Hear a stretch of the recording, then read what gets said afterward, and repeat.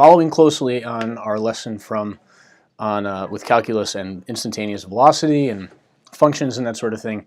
Now we're going to look at acceleration, all right? And very basically, the velocity is the derivative of the position, and then the acceleration is the derivative of velocity, right? It's the same relationship from position to velocity as velocity to acceleration. And so our first equation that you're filling in is the idea of average acceleration. Okay, and it looks like this. Average acceleration is delta v over delta t. All right, good. That should be simple. That you should already know.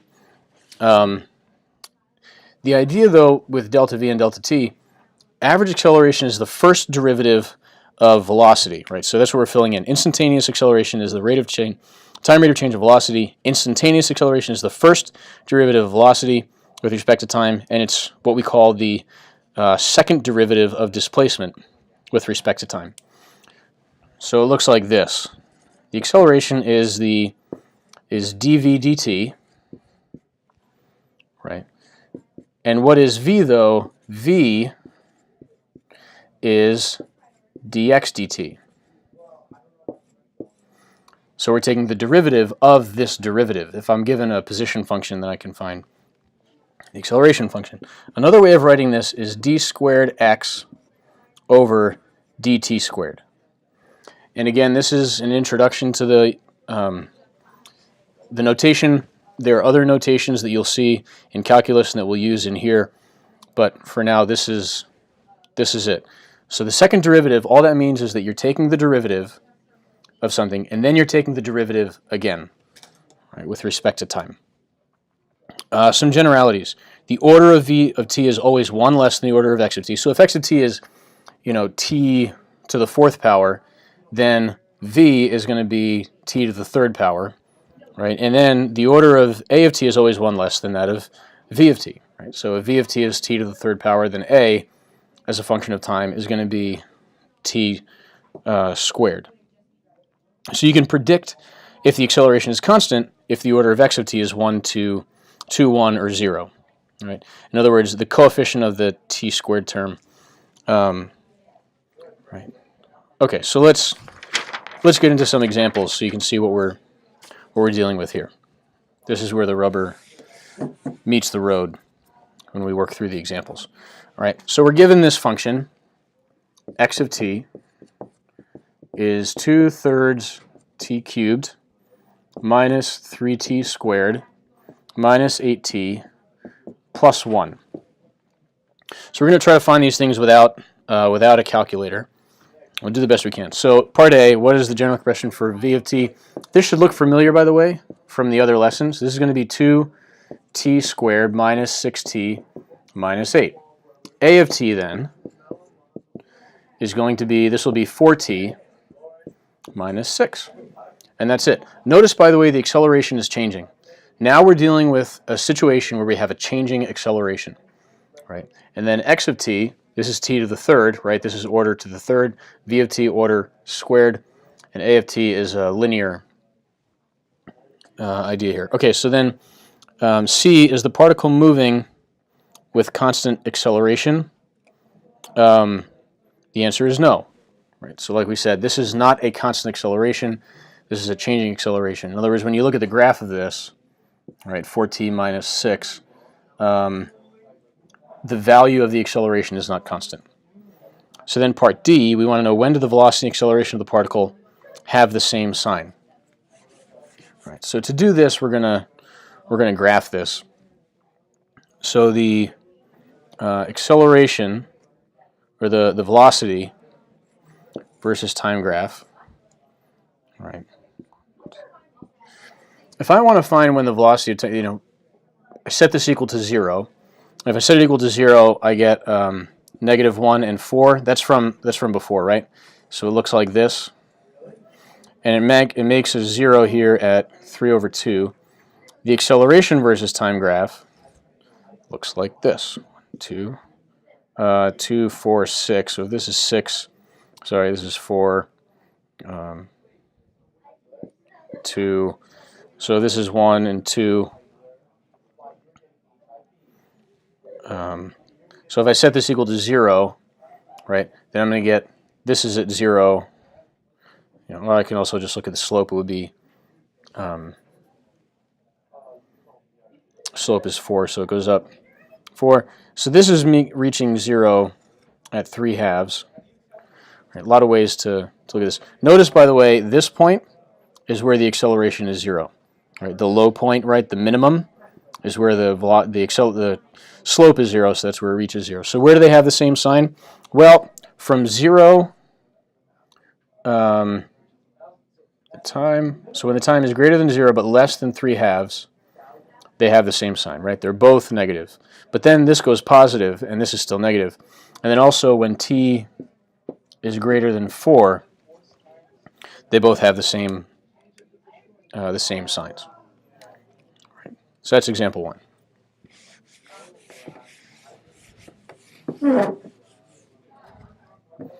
Okay. Before we do example 2, there's something I want to point out. And I'll tell you now, this is the place for me where physics was awesome. I saw the beauty of physics in a way that I just floored me. And this wasn't pointed out to me. I was in calculus class at the time, and I was looking at the equations in physics, and noticed something. Okay, what is our general expression in VIFTAD for position? Right, it is x of t equals x naught plus v naught t plus 1/2 at squared. What is the derivative of this with respect to time? Again, so the idea with the derivative here is just that we are taking, bringing the exponent down and then subtracting 1 from the exponent, and then a constant would be 0. So v of t, which is dx dt, is going to give me this. So the derivative of this is 0. The derivative of this is v naught. And then here, the derivative of this, bring the 2 down, 2 times 1/2 is 1, at, and then I subtract 1. So v naught plus at. That is your general expression for velocity. That's where that comes from. And then if I have a of t, that's the derivative of the velocity equation with respect to time, the velocity function. Well, the derivative of this, that's a constant. And then this, the derivative of that is just a. And so I get the truism here, if I have constant acceleration, that the acceleration with respect to time is just a.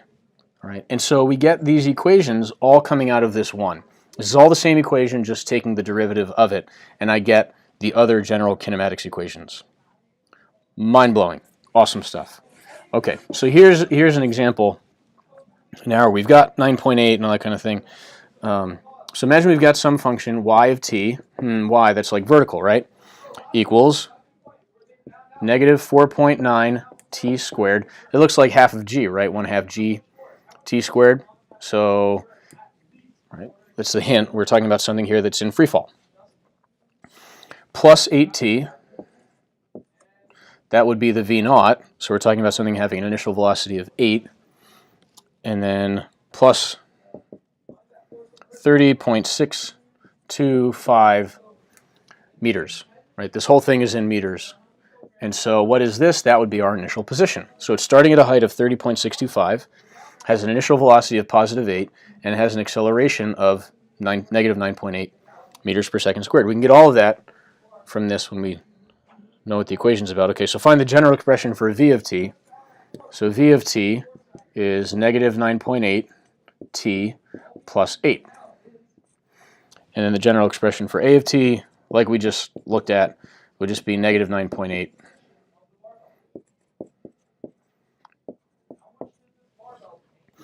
Okay, C. Is the particle moving with constant acceleration? Justify your answer. The answer to C, yes. How do we know? That's why. Because the acceleration function is just a constant number. Okay, so where is the particle at t equals 0?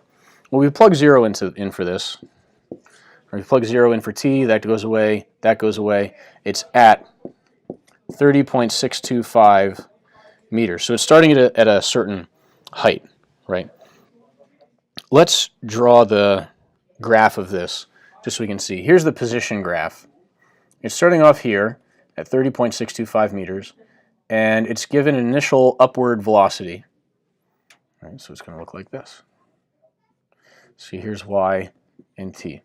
The vertical position with respect to time. We're talking about something that was thrown up into the air. V of t is going to look like this. It starts off at 8 and then goes down over time. And actually, this is going to end up going negative and be negative for longer than it was over here. So I'm off the board, off the chart, as they might say. And then, so where's the particle at time 0? We did that. When is the particle on the ground? So we're looking at where does this end, right, with respect to this time. There are a couple ways to do this. You can set this equal to 0. This one we're just going to do, so example 2, question E, we're just going to use the calculator for this. And what we're doing is we're saying y at some later time, right, so here's our equation, negative 4.9 t squared plus 8t minus 30.625, or plus 30.65. What we're doing is we're setting this equal to 0. Right, 0 equals negative 4.9 t squared plus 8t plus 30.625. And we're looking for the place, we set the time, set this thing equal to 0. And it comes out to about, t ends up, the solution is about 3.4 seconds. 3.3, 3.4 seconds. And that's what we get at the end. The other answer we get is negative, and so that's our solution. That's how long it's in the air. Okay, and for question F, the average velocity, v, is delta x over t. And what is delta x? Well, it's negative 30.625, because that's how far it fell, divided by a time of about 3.3 or 3.4 seconds. If you use 3.3, then you get about negative 10 or so, doing some rounding. Okay, and rounding is okay. Rounding is actually probably better than you think. So here's some generalities. Or first of all, so when do we use VIFTAD? Because this thing, you know, we don't necessarily need to use calculus if we understand all the parts of the equation and what everything means. So when do we have to use calculus? When can we use VIFTAD? We use VIFTAD, regular algebra, when the acceleration is constant. However, if the acceleration is not constant, we can't use our regular VIFTAD equations. Okay, that's the rule. The constant acceleration formulas, the VIFTAD equations are there in this table from the book. And so, let's see. Some other sort of generalities, things to know. When acceleration and velocity have opposite directions, then the thing is slowing down. We call this deceleration. We could call it, you know, slowing down. The terms are not too technical, but the idea is simply that the magnitude of the velocity is decreasing if acceleration and velocity have different signs. If they have the same sign, then the magnitude of the velocity is increasing. So keep in mind. In an elevator, some general questions. If a person in an elevator is in free fall, the answer is no. Not in free fall. So why or why not? Because the acceleration is not 9.8 meters per second squared downward. If the acceleration is 9.8 meters per second squared downward, then they're in free fall, on Earth at least. Is the acceleration of a pendulum constant as it oscillates? So think of a pendulum going back and forth. The answer is no. It's not accelerating constantly in any direction, right? Down or sideways, any of those things. Okay. So some other generalities for applying the kinematics equations. When you're starting a problem, you set the positive and negative directions, and it's kind of arbitrary. In general, if you're going to use up as positive and down as negative, which is the standard, right is positive, left is negative, that's the normal convention. If you're going to do that, you don't have to specify, typically. But if you are going to do something different, like for some reason you want to make up negative and down positive, that you have to specify. Show a little diagram in your problem specifying what direction is positive and negative and that sort of thing. Look for wording in the question. There are little clues. There are some words we're going to see, like things in quotation marks, that mean certain things. So in other words, take hints about certain things. Take note if motion of two objects is interrelated. Sometimes we have two things that are moving and you've got to find when they meet or something like that. Like there's a problem in the summer assignment like that. Well, you can calculate the velocity of one with respect to the other. You can pick whatever reference frame you want, and some are easier than others. Okay. Freely falling motion, that's 2.9. This should be very, very familiar to you. We neglect air resistance. We will take air resistance into account, but not yet. We're going to save that for later because we need some calculus to deal with that. If an object is thrown straight up in the air, it's still in free fall even though it's moving up for a little while, and the velocity at the highest point is 0. The acceleration at the highest point is negative 9.8. That's a common tricky question, so look out for that sort of thing. And that's it for this lesson.